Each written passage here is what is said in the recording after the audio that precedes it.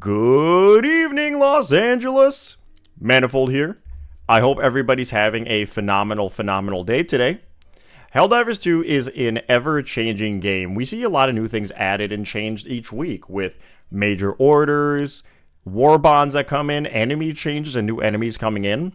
So, to help get better at Helldivers 2, there's a lot of advice out there and a lot of things that will help you improve as a Helldiver, but of course, practice makes perfect. So, I came up with 6 quick things that helped me to become a better Helldiver, where I can go on Super Helldive, not have a problem, except for the new tunnel planets, which those are super fun, by the way, and things that will just help you to maybe change your mindset and improve at the game as well. I have over 100 hours on the game per Steam, so I feel like I'll be able to talk about the game and hopefully give you guys some pointers. Let's get right into it.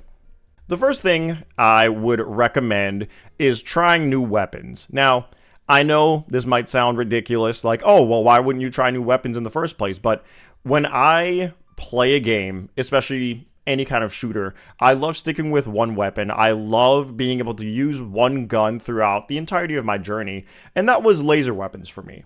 I love laser weapons in this game. I think laser weapons are awesome. Now, of course, laser weapons are not near the best weapon in the game, but trying different weapons is an essential part of this game, just with how many different weapons there are and how many different strategies there are with each weapon.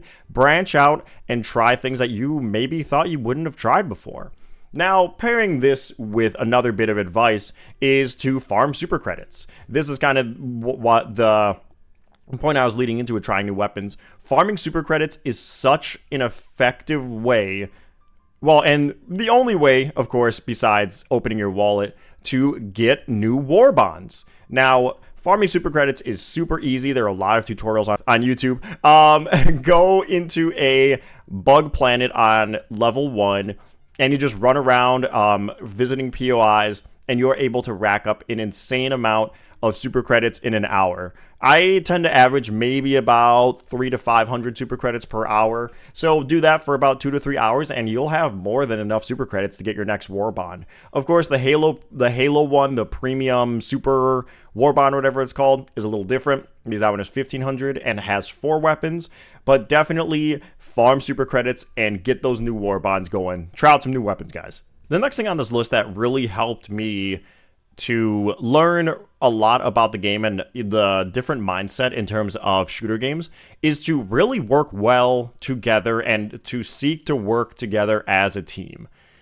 Even when I play with randoms nowadays, I have so many players that will still run off by themselves to go do a side objective or, run off to do Lord knows what while I'm on the main objective trying to complete it. Now, different playstyles, of course, are going to vary with this, but I feel like sticking together as a team, especially on Super Helldive, is essential, especially on these newer Terminid planets in the Gloom.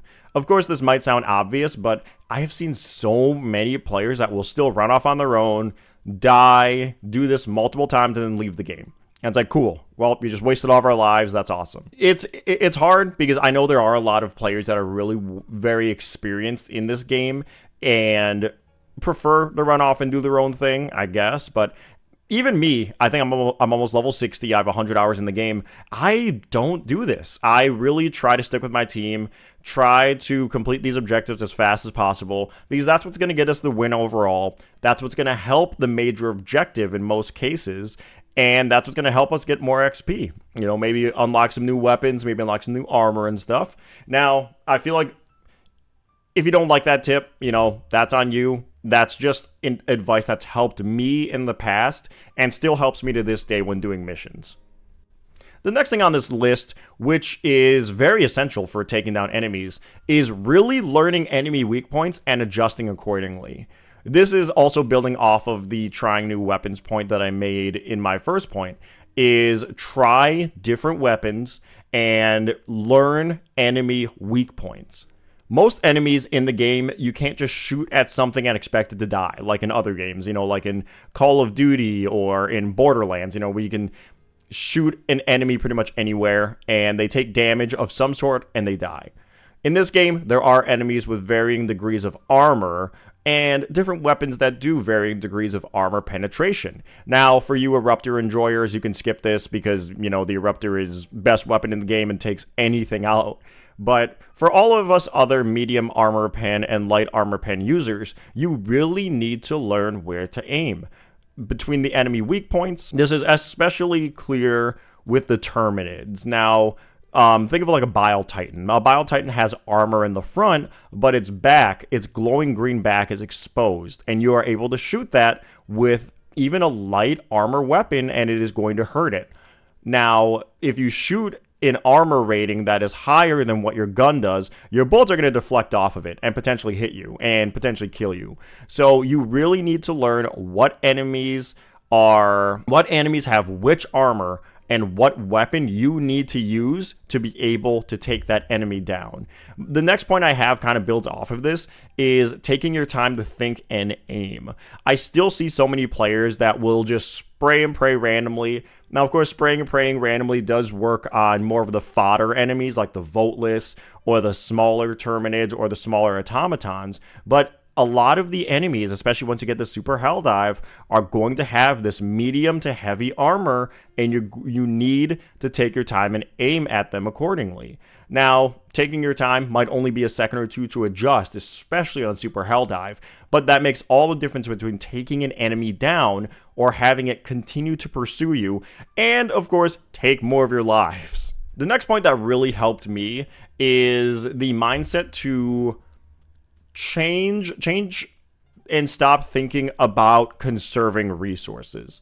Now, there have been countless times, I even still do it nowadays, where I won't stim, I won't pre-stim, or I won't use my grenades on an enemy because I think, oh, what if I'll need it in like a minute? What if I'll need it at some point down the line? And then I die. And it's like, well, great, I could have used those things to survive a little bit longer.